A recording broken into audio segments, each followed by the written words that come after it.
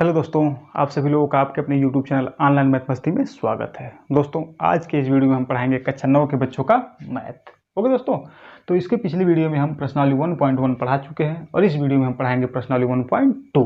Okay, तो प्रश्नावली 1.2 शुरू करने के पहले जो इस चैप्टर में जो चीज़ जरूरत पड़ेगा उसके बारे में हम जान लें, उसके बाद फिर हम प्रश्नावली 1.2 शुरू करेंगे। ओके बच्चों, तो चलिए आगे हम सबसे पहले शुरू करते हैं। ये परिमेय संख्या है। तो परिमेय संख्या क्या होती है? पिछले वीडियो में हम परिमेय संख्या के बारे में चर्चा कर चुके हैं, लेकिन इस वीडियो में भी हम परिमेय संख्या बताएंगे। हाँ, एक चीज़ और, आप चैनल को क्या सब्सक्राइब करिए और सब्सक्राइब करने के बाद जाके संख्या पद्धति बेसिक भाग 1 और बेसिक भाग 2 जरूर देखिएगा, क्योंकि जो संख्या पद्धति के बेसिक होते हैं उसके बारे में डिटेल से बताया गया है। तो आप उस वीडियो को जरूर देखिएगा। ठीक है, तो चलिए वीडियो शुरू करते हैं। अब देखते हैं हम सबसे पहले बताएंगे कि परिमेय संख्या क्या होती है। परिमेय संख्या किसे कहते हैं? तो ऐसी संख्या जो P/Q के रूप में लिखी हो। किसके रूप में लिखी हो? P/Q के रूप में लिखी हो। ठीक है, जहां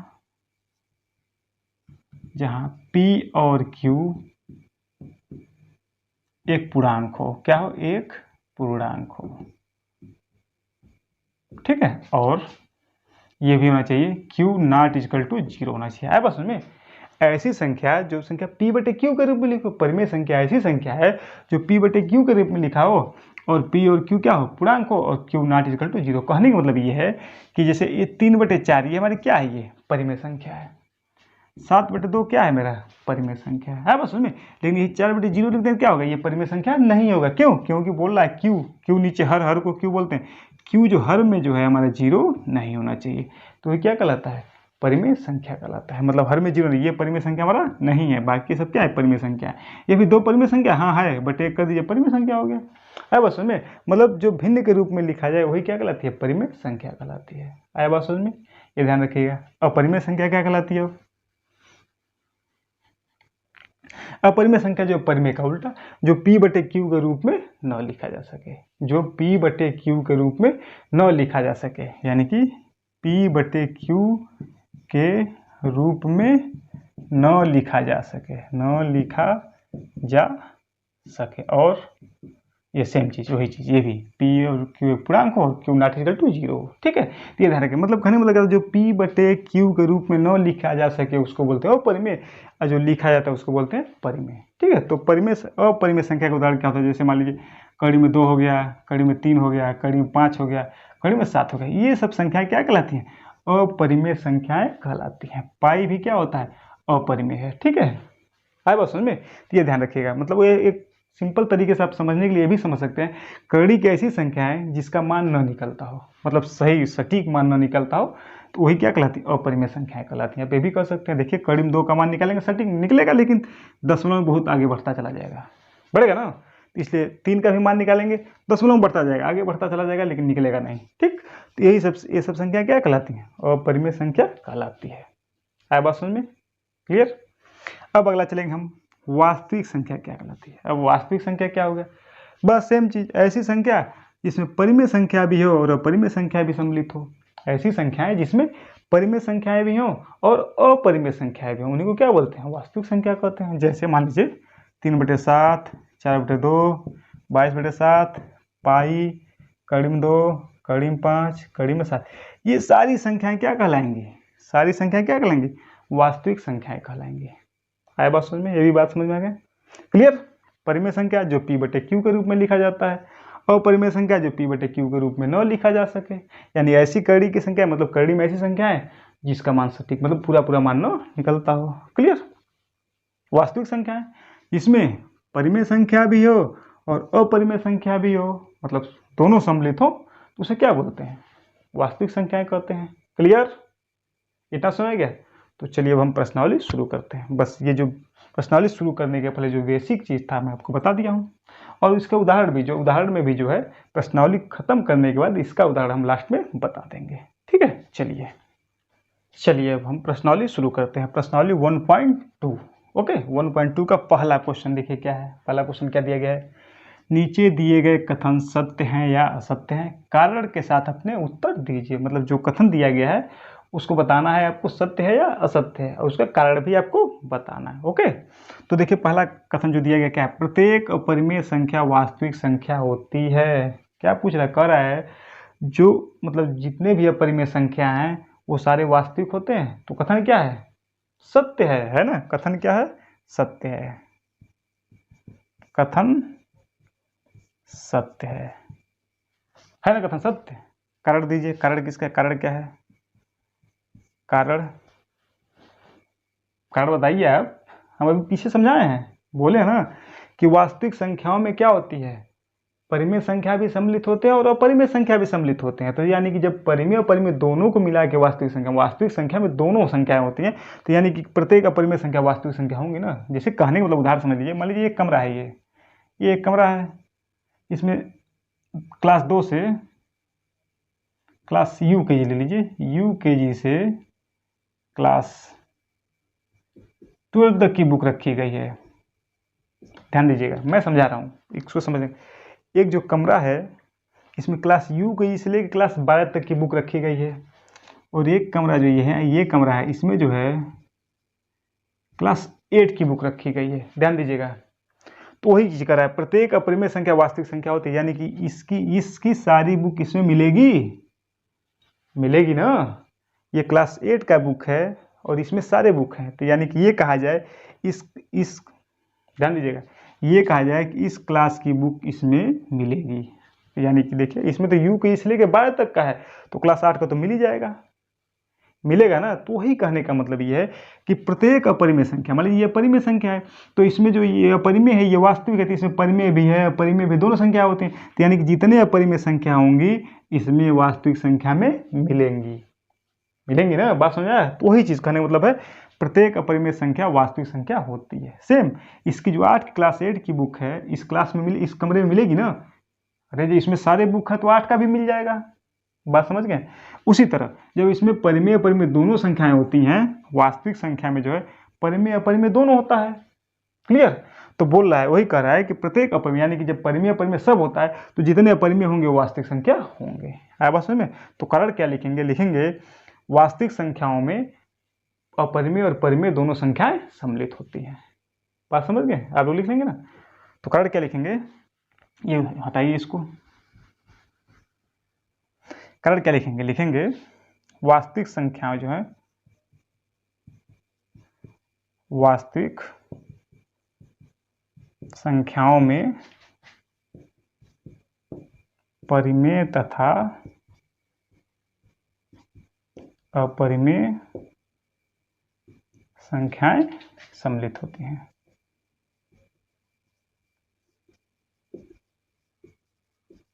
ठीक है, ये ध्यान दीजिए। ये कथन क्यों सत्य है? क्योंकि वास्तविक संख्याओं में परिमेय तथा अपरिमेय संख्याएं सम्मिलित होती हैं। तो यानी कि प्रत्येक परिमेय संख्या को भी वास्तविक संख्या कह सकते हैं और प्रत्येक अपरिमेय संख्या भी वास्तविक संख्या। क्यों? क्योंकि वास्तविक में हमको परिमेय अपरिमेय सब मिलता है बस में। चलिए दूसरा कथन देखते हैं क्या है।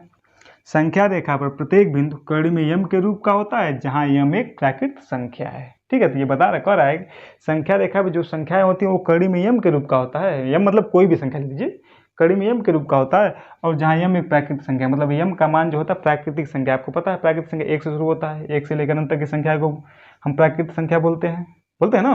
तो वही कहने का मतलब हो रहा है। तो ये कथन मेरा क्या है? कथन असत्य है। ठीक है, क्यों असत्य है? कारण देखिए, जैसे मान लीजिए ठीक है, कोई संख्या हम कड़ी में 25 लिख दिए, इसका मान तो 5 आ गया। ठीक है, ये कड़ी में यम के रूप का है, कोई दिक्कत नहीं। लेकिन कड़ी में भी हम 36 लिख दें तो ये भी हमारा 6 हो जाएगा, ये भी प्राकृतिक संख्या है। कड़ी में 3 का मान देखिए 1.732 ऐसे आएगा। ठीक है, जैसे इन सबों का मान तो हमारा कड़ी में यम के रूप का हो सकता है। इस दोनों कथन से तो ये कथन सत्य हो सकता है, इस दोनों मान से कथन सत्य साबित हो सकता है। लेकिन ऐसे नंबर्स भी है ना, देखिए कड़ी में 3 जो है, इसका मान क्या 1.732, ये क्या हमारा प्राकृतिक संख्या है नहीं, ये बाउंडेशन हमारा नहीं फॉलो कर रहा है। तो यानी कि इसलिए क्या है, ये कथन हमारा गलत है। क्योंकि सारी संख्याएं जो है कड़ी में यम के रूप की नहीं है, यम के रूप का थोड़ा है, लेकिन यम प्राकृतिक संख्या भी होना चाहिए। तो कड़ी में यम के रूप रखें तो यहाँ प्राकृतिक संख्या तो है, ये तो है, लेकिन ये प्राकृतिक संख्या हमारा नहीं है। तो ये हमारा सेकंड ऑप्शन जो है, जो सेकंड बाउंडेशन दिया गया है उसको फॉलो नहीं कर रहा है। देखिए कड़ी में यम के रूप का तो रख सकते हैं, कुछ भी नंबर कड़ी में यम के रूप का है तो कोई नंबर हमारे रख दिए। ये तो यम के रूप का होता है तो मतलब हम सिद्ध करने कारण दिखा रहे हैं, ये रख दे रहे हैं, रख दिए कड़ी में संख्या रख रहे हैं। लेकिन यम का मान जो प्राकृत होना चाहिए, तो जब यम का मान निकलेंगे 5 प्राकृत संख्या है, क्लियर है, ये भी प्राकृत है। मतलब इन दोनों से तो ये कथन फॉलो कर, इन दोनों से इन दोनों उदाहरण से ये संख्या रेखा पर प्रत्येक बिंदु यम के रूप का हो सकता है। ठीक है, यम एक प्राकृतिक संख्या, लेकिन आगे जो नंबर रखा गया इस तरह के नंबर तो और हो सकते हैं ना, लेकिन ये कड़ी में 3 दिया गया है, इसका मान क्या है, दशमलव आ गया, ये प्राकृतिक संख्या नहीं है। तो इसीलिए कह सकते हैं संख्या रेखा पर प्रत्येक बिंदु जो है संख्या रेखा पर प्रत्येक बिंदु कड़ी में यम के रूप का नहीं हो सकता है। अब बात समझ में, क्योंकि इस तरह नंबर से रखेंगे, देखिए 25 का मान तो आ गया, ये भी आ गया, लेकिन इस तरह कड़ी में 3 भी तो रख सकते हैं ना, यम का मान तो कुछ भी हो सकता है, तो कड़ी में 3 रखेंगे, इसका मान जो आ रहा है हमारा प्राकृतिक संख्या नहीं है, इसीलिए इस कारण से क्या ये कथन हमारा असत्य है। अब बात समझ में। चलो दोस्तों, अब लेते हैं हम अगला कथन देखिए क्या है। प्रत्येक वास्तविक संख्या एक अपरिमेय संख्या होती है। जो पहला कथन लगाए हैं उसी का उल्टा दे रहा है। तो मैं आपको समझा चुका हूँ कि जैसे बताया हूँ ना कि ले लीजिए जैसे एक कमरा है, ये इस कमरे में जो है क्लास LKG से लेके क्लास 12 तक की बुक है, और यहाँ जो था ये कमरा जो था इसमें हमारा केवल क्लास 8 का बुक है, ध्यान दीजिएगा। तो इसी को हम मानते हैं, ये हम अपरिमेय मान लिए, इस कमरे को मान लिया वास्तविक। ठीक है, मतलब समझने के लिए बता रहे हैं। तो देखिए पहले क्वेश्चन में देखा प्रत्येक अपरिमेय संख्या एक वास्तविक संख्या होती है, तो ये जो है इसमें की सारी चीज इसमें मिल जाएगी, तो ये तो फॉलो कर रहा है, कथन सत्य है। लेकिन अब बोल रहा है कि प्रत्येक वास्तविक में LKG की बुक आएगी, 1 की 2 की 3, तो सारे बुक इसमें कहाँ मिलेंगे, नहीं मिलेंगे, इसमें केवल हमको 8 का ही बुक मिलेगा, लेकिन सारे बुक तो नहीं मिल सकते हैं। तो इसीलिए ये मतलब उसी उदाहरण के तौर पर समझ सकते हैं कि यानी कि जो वास्तविक संख्या होती है, वास्तविक संख्या तो सभी परिमेय अपरिमेय का मिक्स होता है, यानी कि सभी वास्तविक संख्याएं जो होती हैं अपरिमेय संख्या नहीं हो सकती हैं। बात समझ गए, क्लियर, ध्यान दीजिएगा, बस थोड़ा समझिएगा। जिसमें सभी प्रकार के बुक हैं, जिस कमरे में सारे बुक हैं, तो उसमें हम क्लास 8 का ढूंढेंगे, मिल जाएगा, तो ये मतलब इसको अपरिमेय माने, तो ये अपरिमेय संख्या जो इसमें मिल जाएगा। लेकिन इसमें की बुक जो इसमें सारी बुक है, इसमें हम क्लास 1 का बुक ढूंढें, अब इसमें आके ढूंढेंगे, मिलेगा, नहीं मिलेगा, इसमें केवल क्लास 8 की बुक है तो नहीं मिलेगी ना। उसी तरह सेम समझिएगा, बस समझिएगा, तो वही चीज़ कर रहा है, तो इस चीज़ को ध्यान रखिएगा, बात समझेगा। तो ये कथन क्या है, कथन असत्य है, कथन असत्य है ना, क्यों, क्योंकि प्रत्येक वास्तविक संख्या अपरिमेय संख्या नहीं है। कारण में लिख देंगे, जैसे लिख देंगे 3/4 क्या है, 3/4 क्या है, वास्तविक संख्या है लेकिन अपरिमेय नहीं है, तो बात समझ आएगा ना। तो जब यानी कि 3/4 वास्तविक संख्या है, तो जब अपरिमेय नहीं है तो प्रत्येक वास्तविक संख्या अपरिमेय कहाँ हो सकता है, नहीं हो सकता ना। देखिए 3/4 तो वास्तविक संख्या है, क्योंकि ये मतलब परिमेय तो ही है, तो परिमेय अपरिमेय मिलकर वास्तविक बनते हैं। तो 3/4 को हम कह सकते हैं वास्तविक संख्या है, बात समझ रहे ना, 3/4 को वास्तविक संख्या कह सकते हैं, लेकिन अपरिमेय नहीं है। जब यही हम साबित कर दें कि ये जो वास्तविक है अपरिमेय नहीं है, तो सभी वास्तविक संख्या अपरिमेय कैसे हो सकती हैं। कारण में आप ये भी लिख सकते हैं। आया बात समझ में ना, कोई दिक्कत, क्लियर। आगे चलिए देखते हैं हम दूसरा क्वेश्चन क्या है, क्या सभी धनात्मक पूर्णांकों के वर्गमूल अपरिमेय होते हैं। बता रहा है कि मतलब जो धनात्मक संख्या है उनका वर्गमूल अपरिमेय होता है, यदि नहीं तो एक ऐसी संख्या के वर्गमूल का उदाहरण दीजिए जो एक परिमेय संख्या है। सिंपल, क्लियर है, सभी धनात्मक पूर्णांकों का वर्गमूल अपरिमेय, ऐसा हो ही नहीं सकता है। मैं बताऊं ना, अपरिमेय संख्या क्या होती है, कुछ ऐसी संख्याएं होती हैं जिनका वर्गमूल मतलब दशमलव में अधिक सटीक न निकले, यही बोला हूं ना। तो लेकिन कह रहा है कि सभी धनात्मक पूर्णांक, तो ऐसा हो ही नहीं सकता है। तो क्या लिखेंगे आप, क्या सभी धनात्मक पूर्णांकों को अपरिमेय होते हैं, लिखेंगे, जब हल करेंगे लिखेंगे सभी धनात्मक पूर्णांकों के वर्गमूल अपरिमेय नहीं होते हैं। ठीक है, ये लिख देंगे।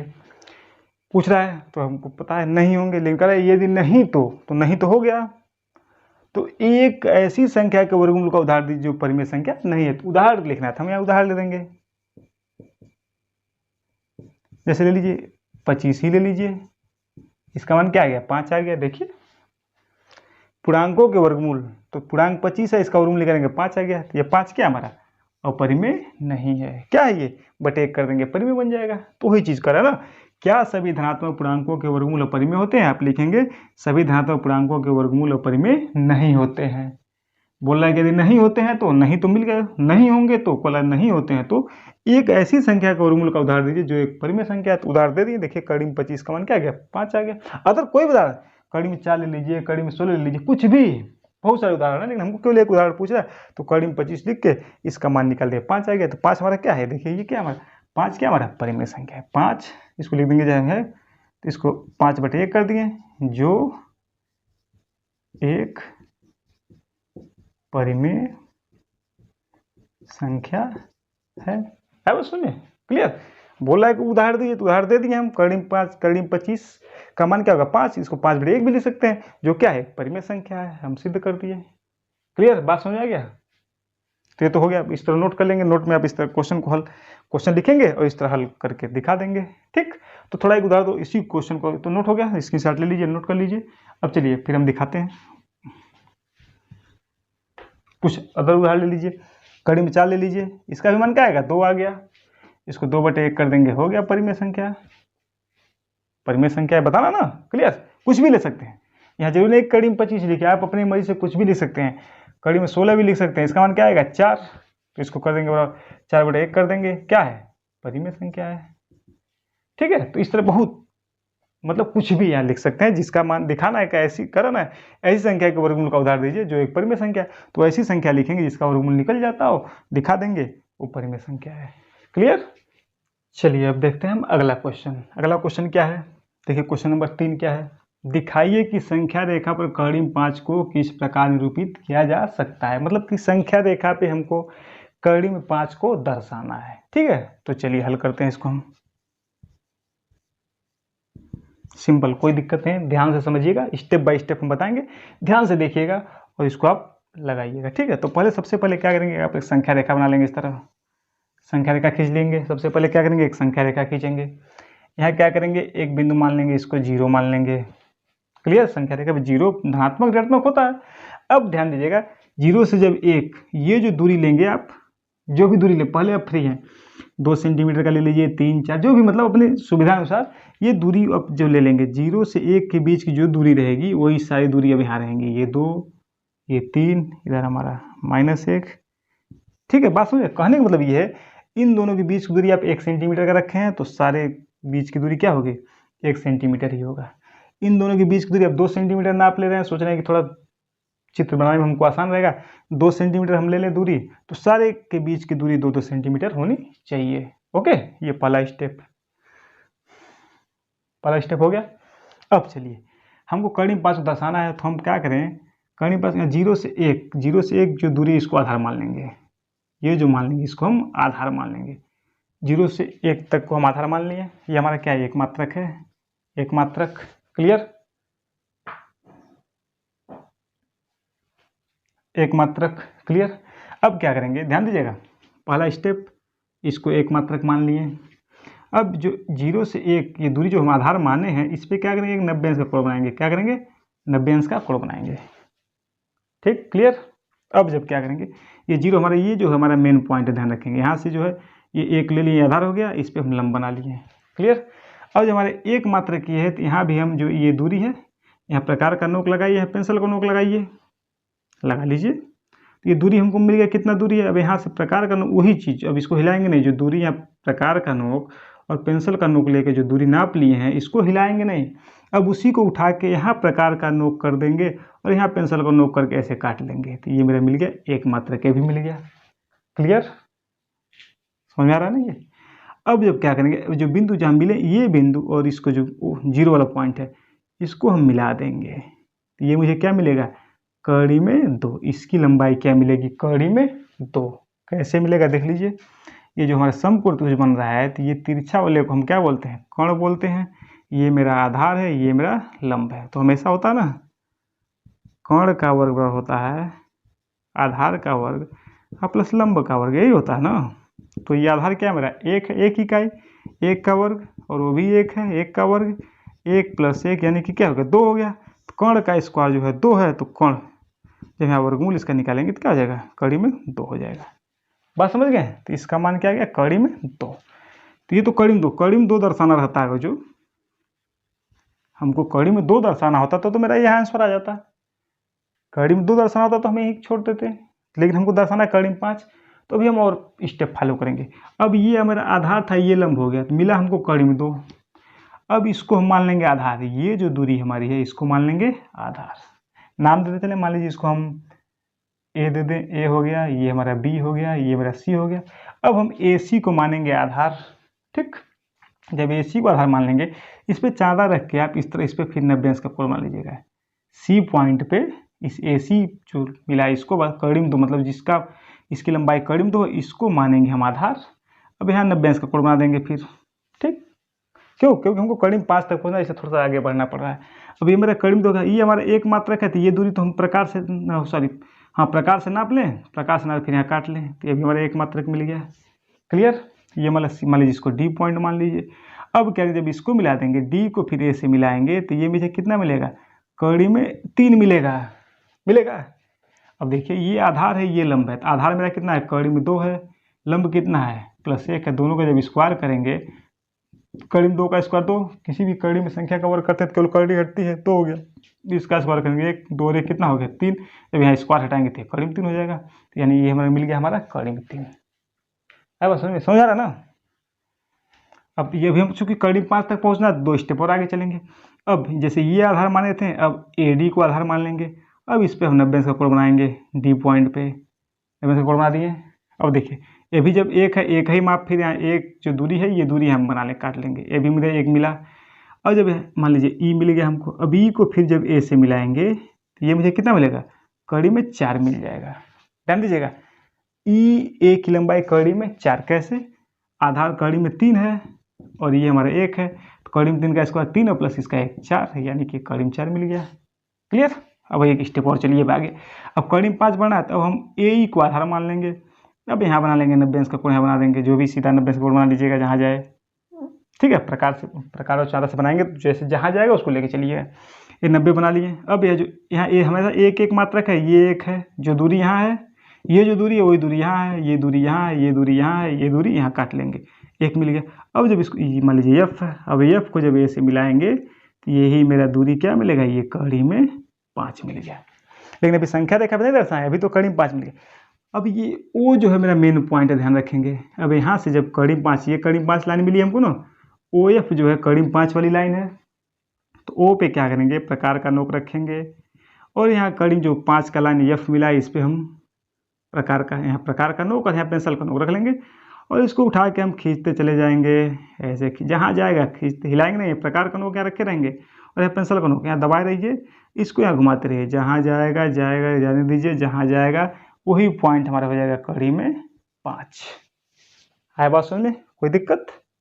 इसको प्रैक्टिकली स्टेप बाय स्टेप करिएगा तो समझ में आ जाएगा। ठीक है, चलिए कड़ी में 5 को थोड़ा सा और आसान तरीके से बताते हैं, डायरेक्ट कैसे लगा सकते हैं उसको देख लीजिए।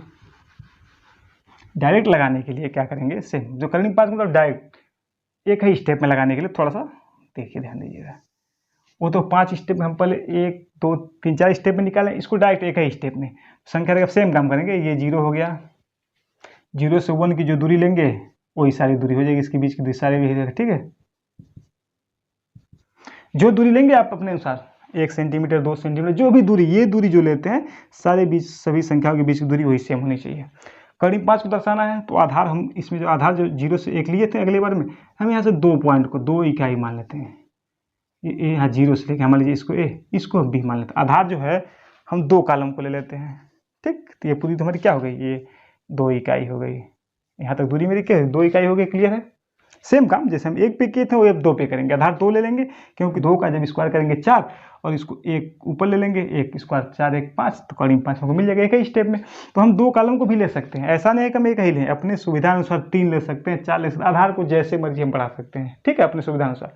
तो एक स्टेप बाय स्टेप करेंगे तो कोई दिक्कत नहीं है, बढ़ता जाएगा। लेकिन समझ में आ रहा है, ये भी कर सकते हैं आप। कड़ी में 5 है तो हम आधार को 1 इकाई ना मान के 2 इकाई को हम आधार मान लिए। अब ये 2 इकाई हो गया। सेम काम फिर करना है, यहाँ 90 अंश का कोण बनाना है हमको, सेम 90 अंश बनाना है। लेकिन यहाँ जो है ये दूरी में आपके नहीं काटेंगे, यहाँ एक ही इकाई को, ध्यान दीजिएगा। 2 2 रखेंगे तो 2 ये भी 2 भी क्या हो जाएगा, 2 का वर्ग 4 और ये 4, 4 4 8, कड़ी में 8 हो जाएगा, ध्यान रखिएगा। इसीलिए इसमें हम इसको 2 ही रखेंगे, यहाँ से 2 रखेंगे, और ये दूरी जो एक वाली दूरी है नापेंगे, ऐसे नाप लेंगे, प्रकार से नाप लेंगे, यहाँ से काट लेंगे। ये हमको एक ही इकाई चाहिए, काट लिए। अब देखिए ये 2 इकाई है, जब इसको यहाँ मिल गया हमको C, जब हम AC को मिलाएंगे, AC पॉइंट को मिलाएंगे तो यही मिलेगा मुझे कड़ी में 5। देखिए आधार कितना हमारा 2 वर्ग है, 2 का वर्ग करेंगे और लंब हमारा 1 है, 2 का वर्ग 4 प्लस ये क्या हो गया 5, जब इसको हटाएंगे तो कड़ी में 5 हो जाएगा, कड़ी में 5 मिल गया एक ही स्टेप में, बस समझ गए।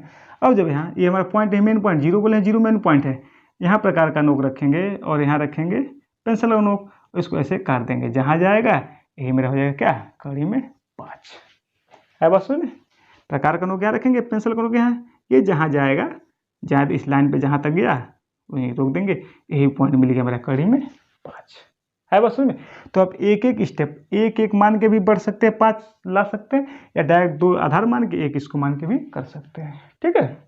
तो जो संख्या रहेगा उसके हिसाब से देख के आप एक कॉलम पे करिए, 2 पे करिए, 3 पे करिए, संख्या के अनुसार इस कॉलम को आधार को बढ़ा के और लंब 1 रख के, या जैसे लंब भी 2 रख सकते हैं, जरूरत पड़ेगा तो लंब, जरूरत पड़ेगा कहीं तो इसको 2 माने तो यहाँ भी 2 मान सकते हैं। मान लीजिए कड़ी मार दर्शाना हो, कड़ी मार को दर्शाना हो, तब यहाँ 2 माने तो इसको भी 2 मान लेंगे। तो ये 2 कॉलम लेंगे तो यहाँ से ये दूरी जो होगा यहाँ से ये दूरी काट लेंगे, ये मेरा 2 मिल गया, अब इसको मिलाएंगे तो ये मेरा कड़ी में 8 आ जाएगा।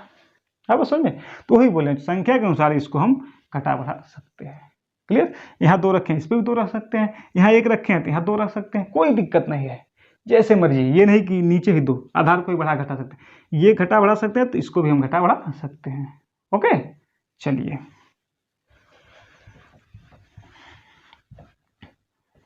तो समझ में आ गया दोस्तों। तो इसी तरह से उदाहरण इसीलिए हम नहीं बताए थे क्योंकि इस क्वेश्चन जो संख्या रेखा बताना था लास्ट क्वेश्चन था, इसलिए हम बोले थे कि ये क्वेश्चन को समझा देंगे तो आप उदाहरण भी ऑटोमेटिक समझ लेंगे। तो जो उदाहरण में जो क्वेश्चन दिया गया है, उदाहरण नंबर 3 दिया गया है कड़ी में 2 को दर्शाना है, उदाहरण नंबर 4 दिया गया है कि आप कड़ी में 3 को दर्शाइए, ठीक है। तो आप क्या करें, इसी जो दिया गया जो इस तरह हम बताएं, आप स्टेप बाय स्टेप फॉलो करके कड़ी में 2 और कड़ी में 3 को भी आप दर्शा लेंगे। ओके दोस्तों, और जो आप लोगों को कहीं भी दिक्कत होता है तो आप कमेंट करके जरूर बताइएगा कि आपको कहाँ दिक्कत हुआ है, ठीक है। तो उस कमेंट करके आप जब बताएंगे तो उस दिक्कत को भी हम अगले वीडियो में बना के जो भी दिक्कत रहेगा उसका नेक्स्ट वीडियो भी बना देंगे, ठीक है।